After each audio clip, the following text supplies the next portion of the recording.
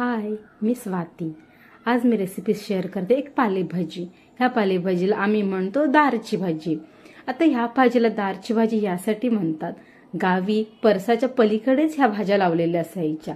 त्याच्यामुळे आजी म्हणते आम्ही ह्याला दारची भाजी म्हणतो, म्हणजे दाराच्या समोरची भाजी आहे. तर ही एक पालेभाजी.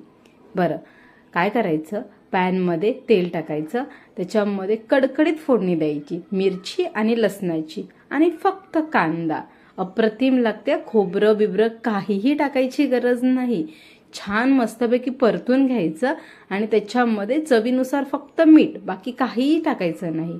एकदा का कांदा परतला की त्याच्यामध्ये धुवून स्वच्छ केलेली ही पालेभाजी टाकायची, जी मी म्हणते दारची भाजी. आणि जोवर कांदा आपला परततोय तोवर चॅनलला लाईक, शेअर आणि सबस्क्राईब नक्की करा. बरं, आपला कांदा इथे परततोय तोवर मी त्याच्यामध्ये मीठ टाकून घेते. आणि हो, भाजीमध्ये मीठ जरा कमीच टाकायचं. पालेभाजी दिसत जरी जास्त असली तरी ती शिजून फार कमी होते.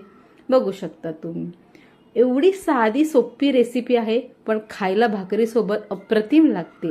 तुम्हीही करून बघा. कोणतीही पालेभाजी ह्या पद्धतीने केली तरी ती छानच लागते. तुम्हीही करा आणि मला नक्की कमेंट करून सांगा की तुमची भाजी कशी झाली होती. आणि हो, चॅनलला परत एकदा सांगते, लाईक, शेअर आणि सबस्क्राईब करा. Bye bye. भेटूया अशाच रेसिपींसोबत. थँक्यू. Thanks for watching.